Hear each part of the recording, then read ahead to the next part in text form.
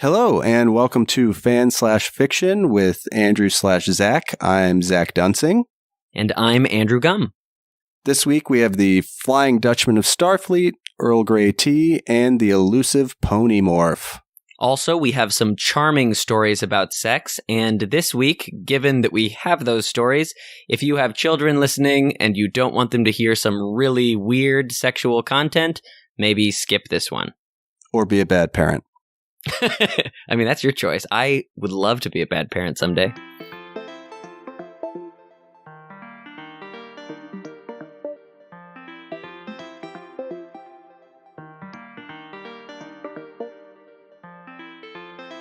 Recording. Yeah. Great. So you took a deep dive this week? I did. Yeah, I don't really know how I'm going to talk about it because it is a very mixed bag, all in the same subject area. How did you do this week? Maybe we could start with you. I think we should start with me because I did okay this week. Okay. Basically, I think I mentioned last week that I found a Prometheus Next Generation crossover that combines one of my absolute favorite things with one of my absolute least favorite things.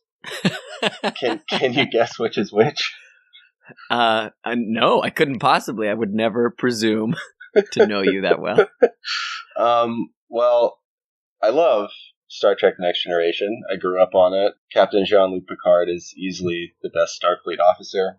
I agree. Well, he's the best captain, but I think Data and Will Riker are actually stronger Starfleet officers when it really comes down to it, but... Really? You think that Riker's stronger than Picard? I think Data is one of the most interesting characters in science fiction.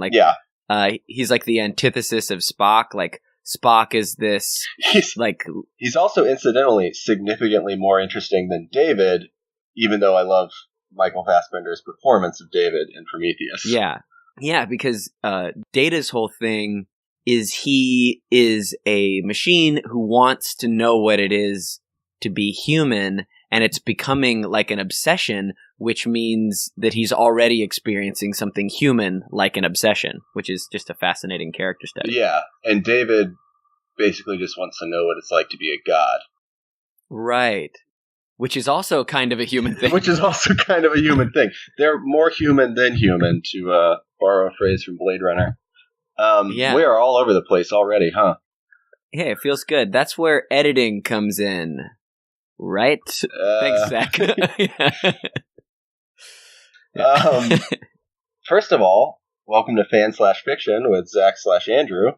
We're off to I'm Andrew. I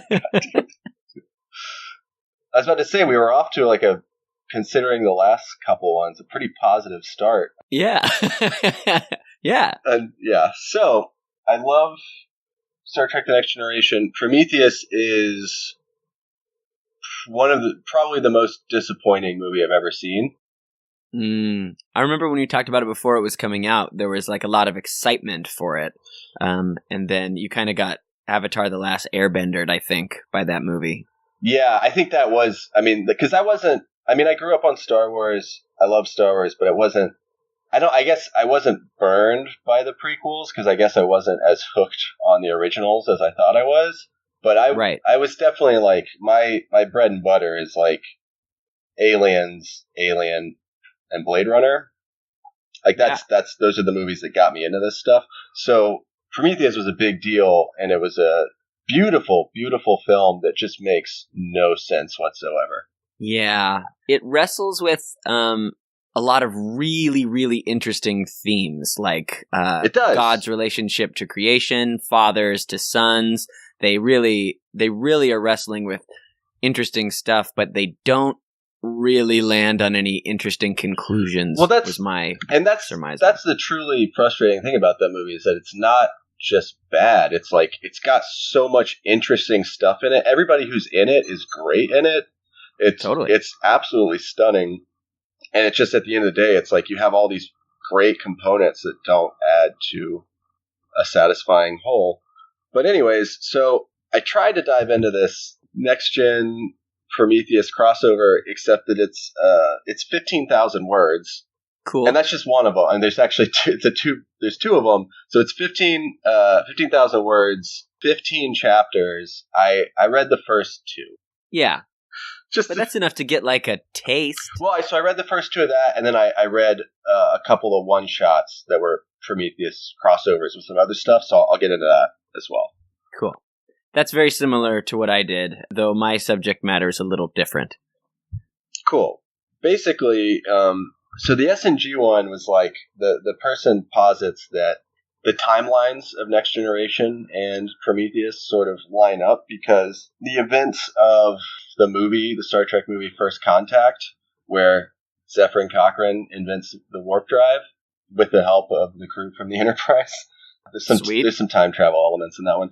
That takes place like 100 or so years after the events of Alien and Prometheus. So he posits that like because those ships were lost, that's why they create Starfleet. Oh, okay. So the whole Prometheus thing is like a legend. They actually refer to the ship Prometheus as like the Flying Dutchman of Starfleet. Like they don't know if it was real or not. That's cool. Yeah, no, it's actually like that aspect of it was really cool. And for what it's worth, the story is actually pretty cool. I'm trying to look it up so I can pull up the writer, but so essentially it's just that like they're at they're space docked around Earth and they get a new assignment to go check out LV-223, I think is the one from Prometheus. And it's got some nice like, it's got a part where Picard goes into his quarters and orders tea Earl Grey hot and his signature drink from the show, from the replicator that makes all their food. It's also got like seemingly what it looks like it's piggybacking off of an episode where Lieutenant Barclay like makes contact with some aliens and becomes super smart for a short period because it's seemingly leading up for him like actually going down to the engineer's planet or something like that. But like I said, I didn't finish it. It was a cool idea. Would it be something that you'd be interested in continuing into? Maybe you could give us episodic updates, or did it fail to grab your interest overall? No, I think when I have the time, I'll probably keep reading it because he definitely gets the, well, I'm assuming it's a he, I don't know. I mean, kind of a safe bet. I'm not trying to gender the authors, but that's... I mean, I feel 100% that a man wrote the Carmen Sandiego episode, or story, but not so sure on this one. But whoever wrote it really gets the characters and their voices and all that, so it wasn't, sometimes you're reading these and it's sort of like, even though obviously none of it's canon, it sort of like breaks out of the character's voice. You're like, oh, well, Data wouldn't say something like that. Yeah, where Data's just like, what you talking about, Cap'n? Data's catchphrase from the show Star Trek Next Generation. So they really get it. So I probably will keep reading it. And I liked the premise. It was pretty straightforward, but it was, Picard brings everybody to the holodeck and they watch basically the same like mission brief that the crew watches in Prometheus. Oh, see, this is good. Yeah, no, I mean, they get it. Stuff I like. Yeah, they get how the technology works. They get how they get, which parts of which universe sort of work together. Yeah. So it's cool. Yeah. So I'll keep reading it.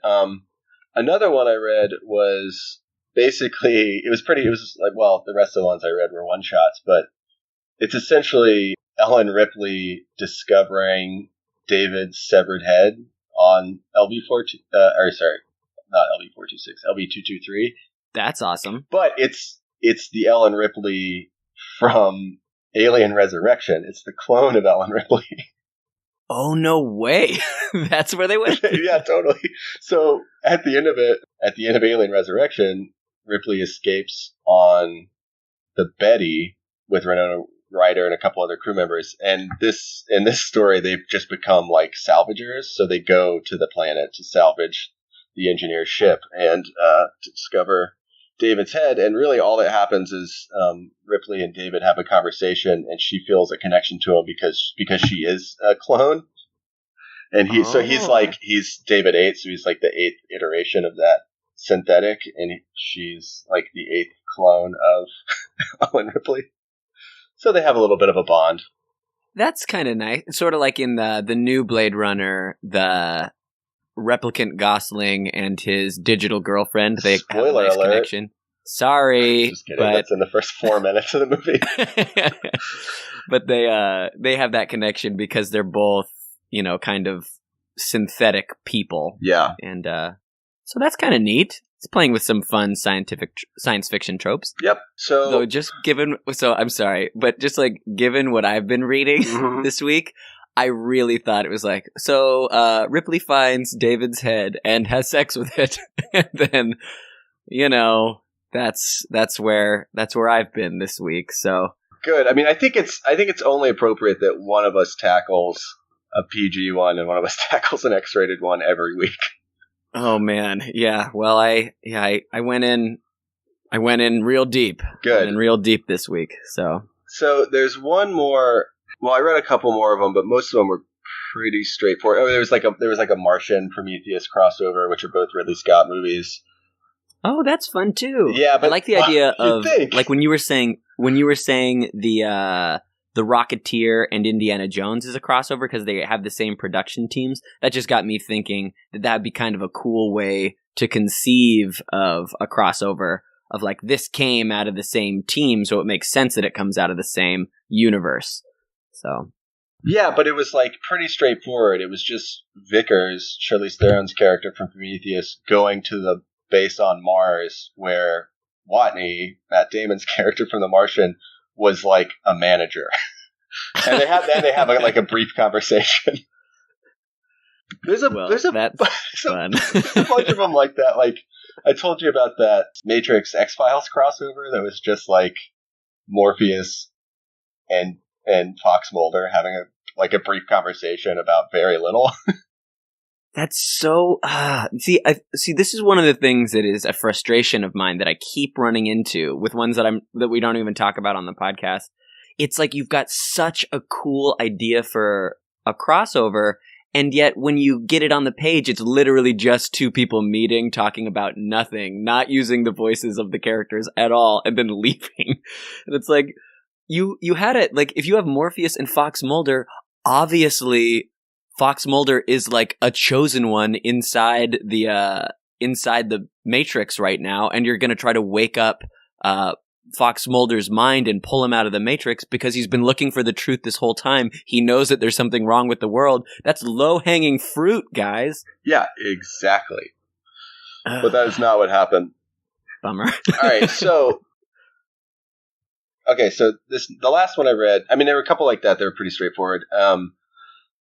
The other one I read this is something that I think at some point we're just gonna have to have a whole episode sort of dedicated to this, as I'm sure you've come across it before, but the My Little Pony crossovers. Oh, have you come across this yet? No, I was thinking of brony culture, but then I realized that's probably a different thing. I think they're similar. The same thing. Yeah, I think I think they certainly overlap, I would say. Okay. Do you wanna give me a taste of what that's like? Yeah. So, do you want to explain what bronies are? Yeah. So, bronies are adult men who unironically love My Little Pony and collect lots of My Little Pony memorabilia and just have I think just pure love for My Little Pony. And there's like a whole group of them. Yeah. I don't think it's a sex thing. I think it's both. I don't think it's a sex thing for everybody, but I think it is definitely a sex thing for some people. Okay. I think it's kind of similar to the furry thing where like, I could be way off here, but I think it's similar to the furry thing where like some people are into it because it's like a sort of wholesome outlet that helps them feel however they need to feel, and some people are into it for that reason and also because it's like gets them wet. Right. Exactly. I just basically, I mean, I might be wrong. There might be really wholesome adult men in the world, but I just feel like they don't if exist. Yeah.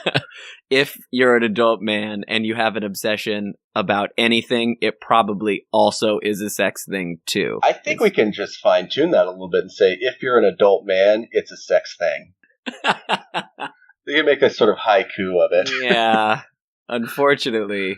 And it's usually not great. Usually doesn't end well. This is probably the third or fourth. It's got to have a specific name, but we're just called Pony crossover for right now.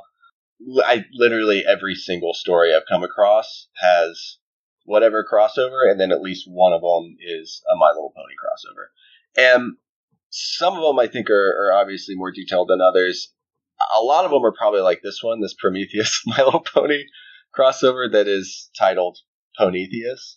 That is, I mean, it's worth it right there. Oh yeah, so this is 3 chapters. It's ongoing, but it's essentially just the opening events of the movie Prometheus, except that all of the names of people and places and objects are turned into My Little Pony puns. What? Yeah, I mean, it's just them in the ship landing on the planet, about to go out and check out the pyramid or the megalith or whatever, and just all their they just have names like Sugar Cube. And like, and they're like, the Vic. Oh no. the Vickers. Well, it's like, so the first name is a My Little Pony character, and the last name is the last name of the crew from Prometheus. So it's like Rarity Vickers. Rarity, I guess, is a My Little Pony. I mean, naturally. Or Applejack Ford. Or Fluttershy Shaw. Come on, like. They literally just took the names. There's no actual My Little Ponies in there? No. I mean, they're all ponies. I thought that went without saying. They are all ponies yes, as well? They're all ponies. Sorry. They're all ponies. Wait. So they put on pony spacesuits. They are... They get out of their cryosleep chambers 34 trillion miles from Equestria, which is where the My Little Ponyverse takes place. Oh my god. Instead of saying things like everybody, it says every pony. Shaw and Holloway who are married in the movie or engaged or whatever in the movie, as ponies, they're like constantly nuzzling each other's necks. That's adorable. And Rainbow Dash Yannick, which is Idris Elba's character. A very strong pony. Oh, yeah. Just masculine, strong, powerful pony. Yeah. Oh, they instead of Wayland Corporation, it's Maryland, as in a mare. Like a... Yeah. And that's pretty much it. Like, it's fairly straightforward. It's just Prometheus, but with ponies. And there is one other good one. Let's see if I can find it. Hold on. Before we depart from that, I just have a question. You have an equestrian. Yeah. Ah! So, did you get to a place where a tiny alien pony bursts out of a My Little Pony chest? Oh, shit. No, I didn't, because it's 3 chapters and they're pretty short. They haven't gotten to the megalith yet. So, because I gotta know how that plays out. I mean, it's gotta be, right? Yeah. I mean... Holy shit, it's a Ponymorph. Yeah. Oh, yeah. Now that is interesting. Like, what does it look like? Is it like rainbow colored? I don't know. No, I think there's like some monotone gray ponies out there, I think. I think that's probably true. Like, but don't they have magical golden horseshoes and stuff, and they ride on rainbows? Like, all of that's true, right, in the Ponyverse? Yeah, all of that's historically factual. Gotcha. So the last little good one is they ride around on a Land Hoover instead of a Land Rover. Hoover. Mm-hmm. Oh, jeez. Oh man, how do they drive? How did they invent spacecraft without like fingers? How did they raise $1 trillion? Do they have dollars? No, actually, it's not dollars. It's jewels. Jewels, Yeah. naturally. How do they mine for jewels? There's so many questions I have. Have you ever seen a horse eat an apple? Is it like that? Same way. Yeah, exact same way. Okay, well, yes. Go so on. that's it. I think that if they continue to write this one, this is written by ThereisonlyZuul. Hey, that's a good name. Yeah, it's a good reference. 2013, so I'm guessing we're not going to see any more of these. Ah, that's terrible. Okay, well... But I think that, so we should, at some point, I'll try to do a check back in on the SNG Prometheus one, at least figure out what happened to the crew, and then we should 100% just do a full-on pony ep. Yeah, and, I mean, I've gotta read that as well, and if it doesn't exist, it has to exist, like the Ponymorph. Oh, like, yeah. Even if it's just that sequence, like, it's gotta be in the universe now, so if it doesn't exist, we'll make it. Yeah. So, the Pongineers, I'm sure, are an aspect of it as well. Oh, man. Like, it's such a ridiculous crossover that it's almost perfect. Well, that's the thing. It's like nothing blends well with My Little Pony. It's like there's I saw some Fallout crossover fic, New Pegasus. Yeah. Like super mutants. No, I'm sorry. I don't think you heard what I said. I said Fallout New Pegasus. New Pegasus? Oh. That's really good. That's a good pun. Pone. That's pun? Yeah. Is that a part of the joy you think for the bronies? Is the just how ripe for punning it is? I mean, think about how much joy you and I are getting out of it, and we're not even getting erections. Speak for yourself. Oh. Well, there's definitely some things to return to in everything that you just read. So we will definitely do a check-in after we dig even deeper into this world. So that was our palate cleanser. Why don't you dive into the main course? Okay. Well, I still am not 100% sure how best to talk about it, but I'll just lay it out for you and then I'll break it down. So I read 4 different things. All of them Harry Potter erotica. Erotica. Yeah. Potterotica? Yeah. Mm-hmm. Yeah. Mm-hmm. I like it. So where I started was just the longest one I could find because I just wanted to know how you do long form Harry Potterotica. And it's one called Harry Potter Sex Year, where all the chapters and events of Book 6 of Harry Potter are going on theoretically in the background while Harry Potter has sex with every single female in the Harry Potter universe. There's no subtlety whatsoever. None. No preamble. Just like diving in. Like the introductions to the sex scenes are Cho Chang saw Harry, came over to him, threw her arms around him, and said, I heard that you and Ginny had a really good time. I want you to show me pleasure like you showed her. And then they're having sex. And then that again, and again, and again. I want to say 2 things. One, I've been off of work because of snow days for most of the week. And that's cool. Yeah, it was great. I worked through most of the weekend, but the final one I decided to do nothing. So I basically just watched every Harry Potter film. Oh, so good. Oh, yeah, so good. Love them. And I hadn't seen them in a while, and it was good, so I'm like, very primed for this.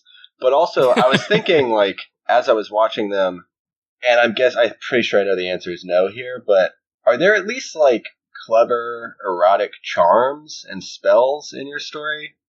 Totally. Okay, yes. Good. For the other 2 that I did. This one, so Harry Potter Sex Year, and then its sequel, Harry Potter and the Sexy Hallows,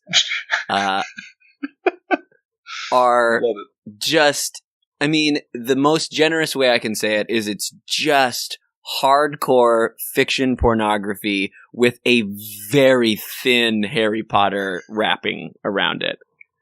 Like, it's very much the same formula over and over again.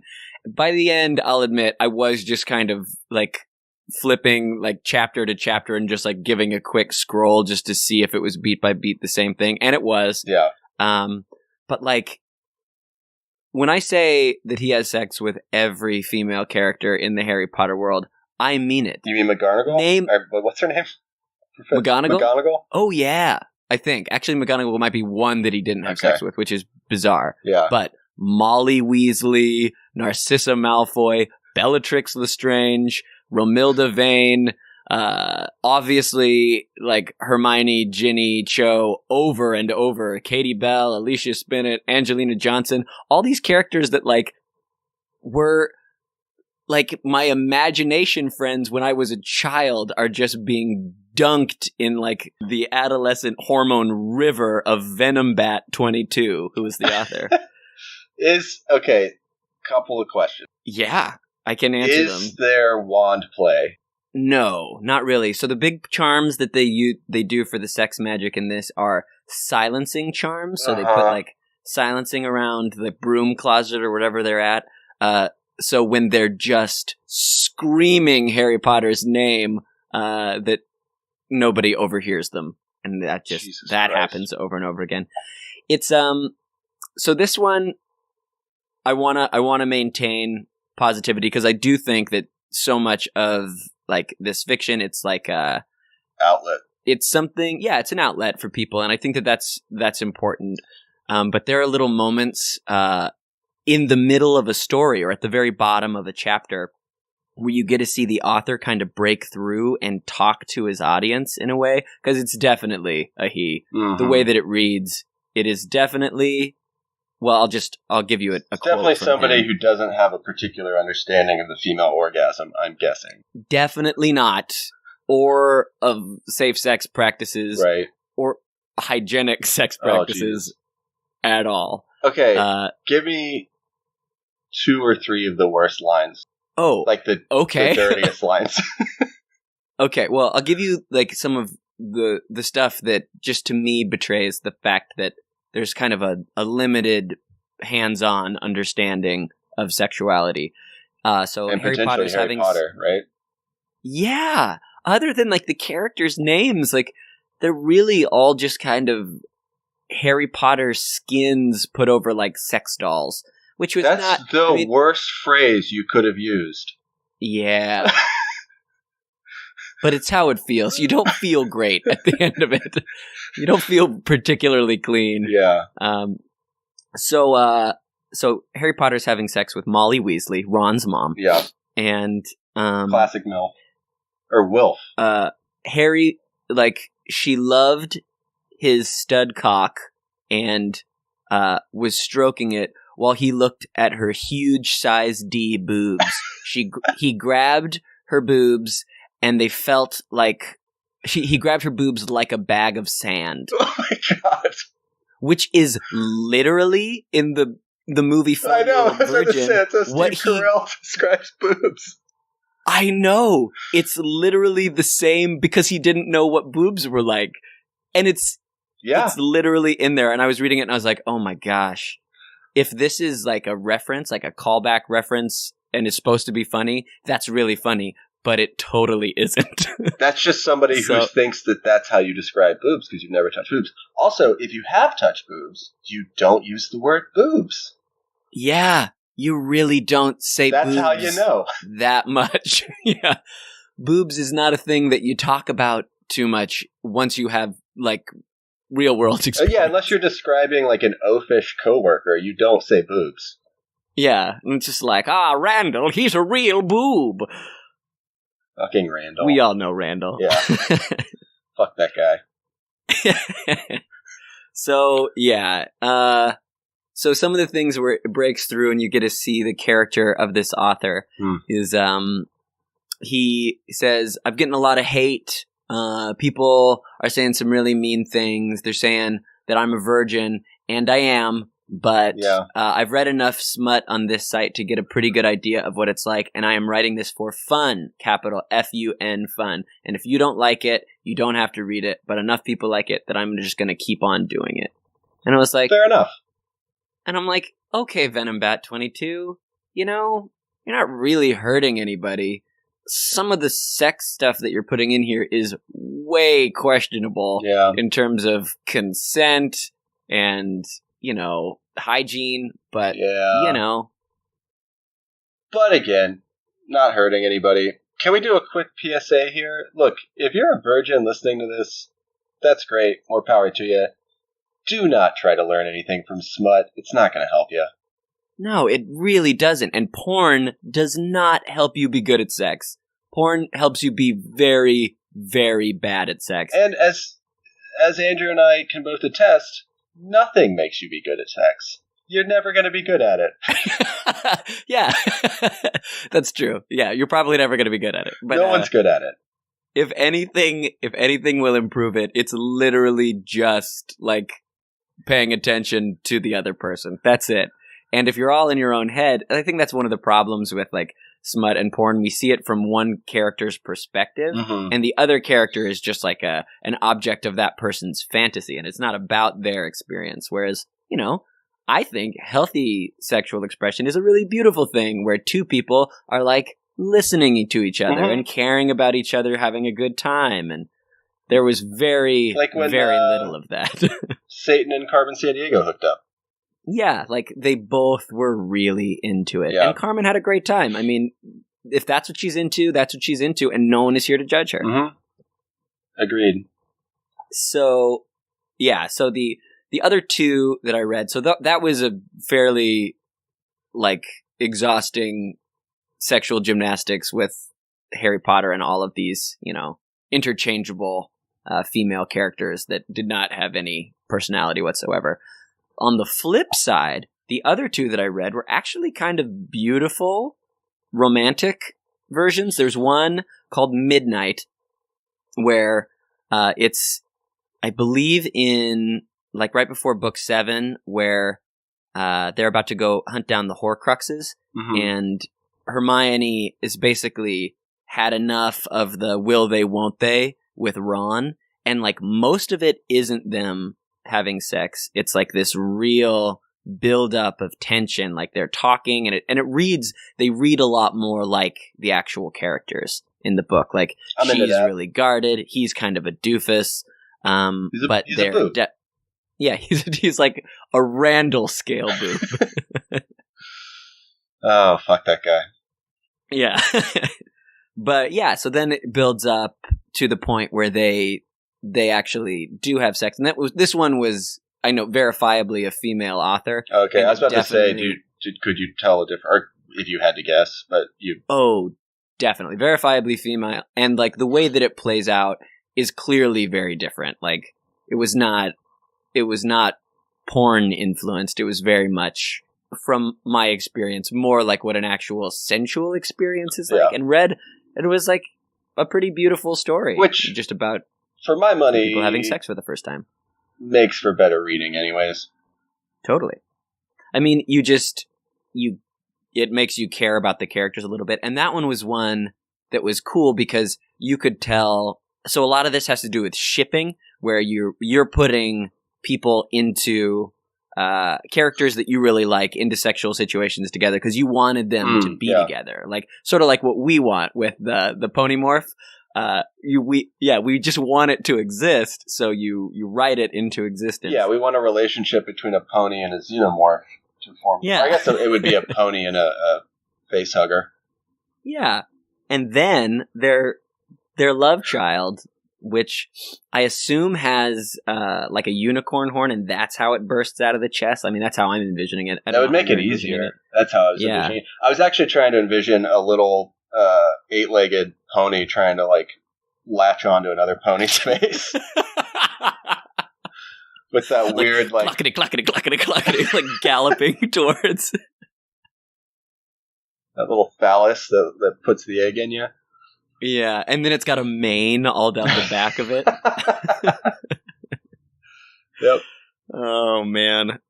So yeah. So this one really felt like that. Like you could tell that the author really cared about Hermione as a character, understood her voice. Same thing with Ron, and a lot of people hate Ron. I mean, I'm kind of one of those people too from the book. Only because it took him so long to figure it out. Yeah, and I think that Ron, like, Hermione's good to go. Ron, she's good to go. Yeah, just seal the deal, buddy. Yeah. She's into it, and she's like stronger and smarter than you. Like, just like get while the getting's good. Yeah, and that's very much the story of this this erotic fan fiction as well. She is there, she is initiating, and he is not sealing the deal. And then he kind of dopily gets what she's into and is on board, which seems like if you had to imagine how Ron and Hermione would actually get together, it reads like that, which is, was very charming.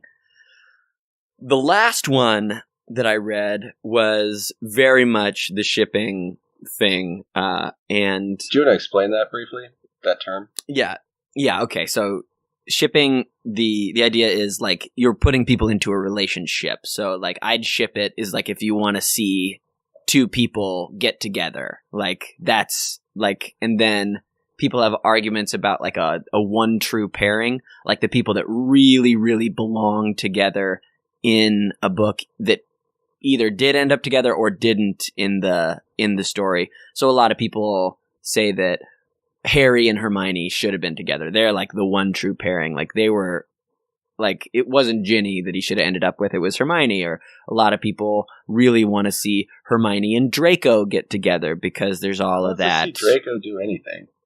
Well, Draco is very popular. As I was scrolling through trying to find samples, Draco, I think, because he's kind of the only bad boy in there, like the tortured bad boy. Like he's the only one in there. And when you see the writing of him, he's just kind of like a smarmy dope. Yeah. You know, he doesn't do anything particularly well at any time. But in the writing for Draco, he's definitely like cool and in control and arrogant and rich, and like there's a lot of adolescent girl fantasy out there, I think, about guys like that.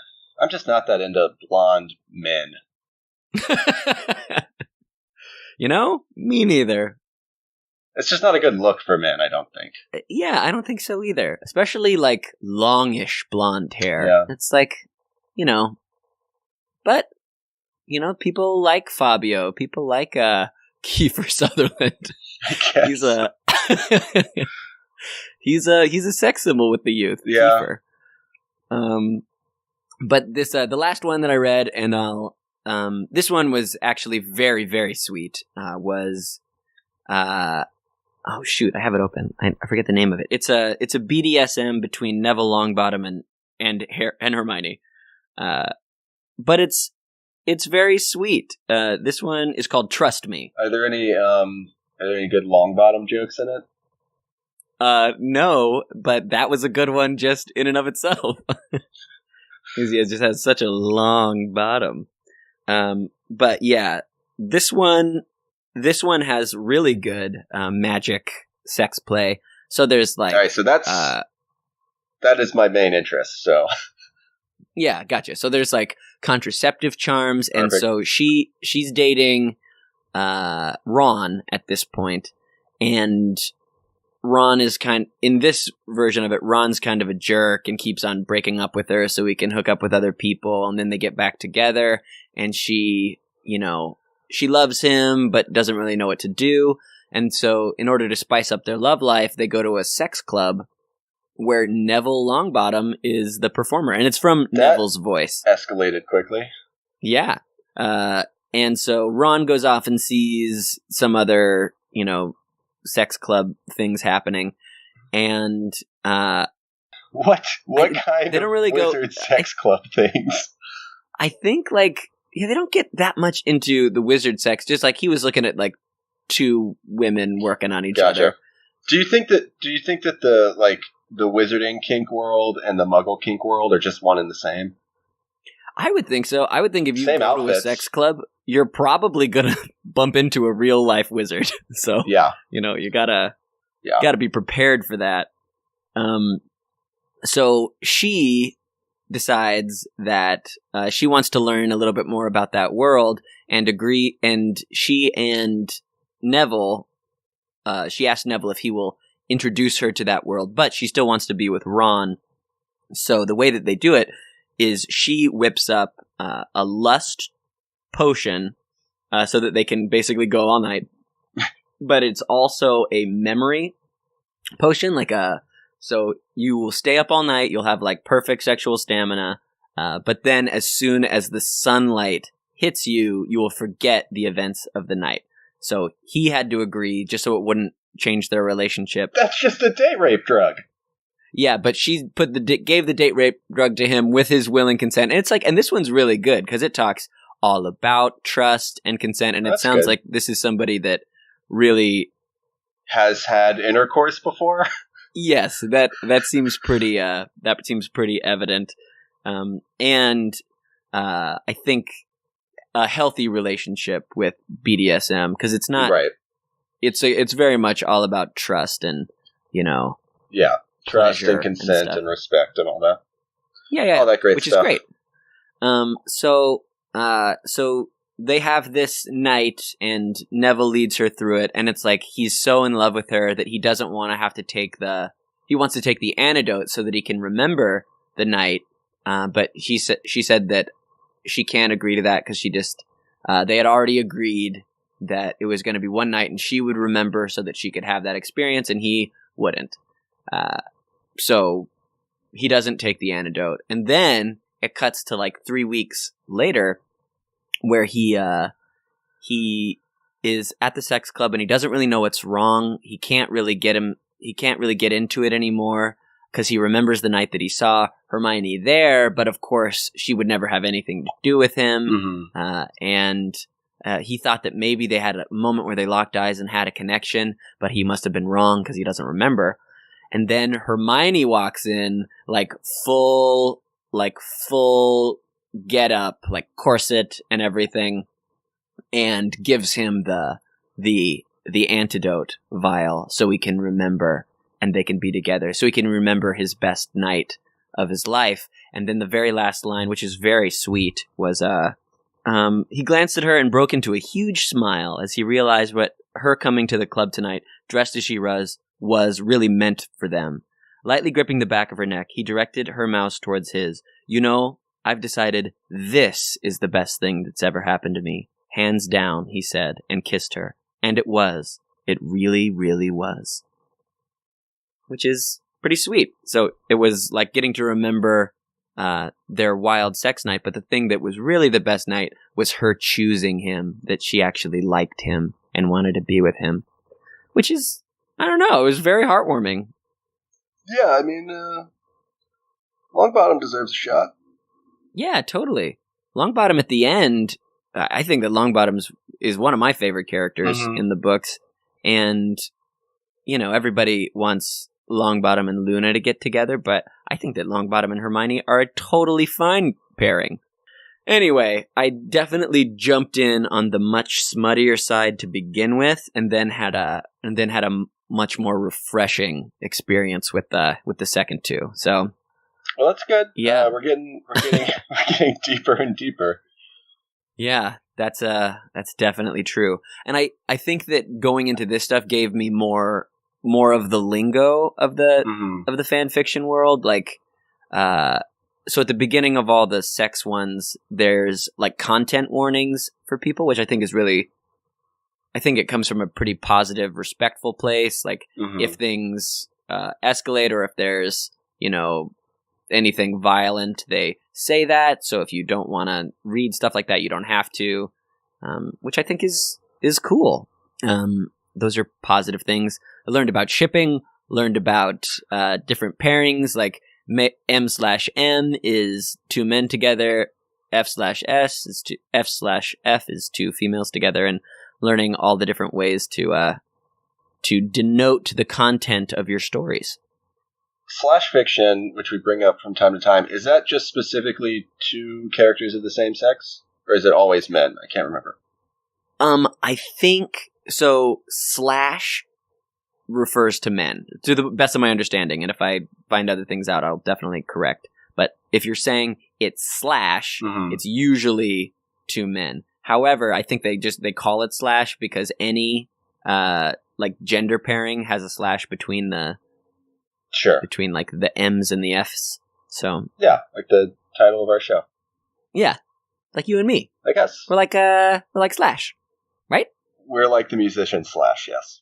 Yeah, we just do like totally dope solos all the time while Michael Jackson gets frustrated that we're not done yet. Or is that Flea? I forget. You know what? I get them confused so often. Which one was in The Big Lebowski? I'm just kidding. It was Flea. Flea's in all the things. I think that was The Edge, actually. There's Slash, Flea, The Edge. Get proper names. Seriously. Randall. Fucking At least Randall has a name. Yeah, so that is our show. Thanks for listening. Yep. Yeah. If you happen to be the only person out there listening to this, feel free to get in touch with us. Yeah, go ahead. Like, we're easy to find. Like, Very easy to find. Andrew. My name's Zach, but there aren't a whole lot of Andrews or Zachs out there, so just like process of elimination, you can find us. So, yeah. And good night. Good night.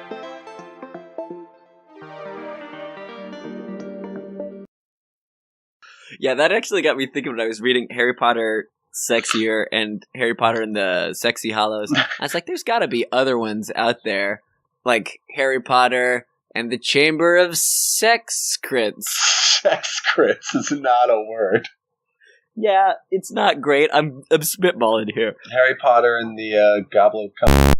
Yeah, there you go. Harry Potter and the Prisoner of Azkaban. Great. Harry Potter and the Order of the Penis, obviously. Oh, that's excellent. Harry Potter and the Half-Chub Prince. Nailed it. Gross. Fantastic breasts, where to find them.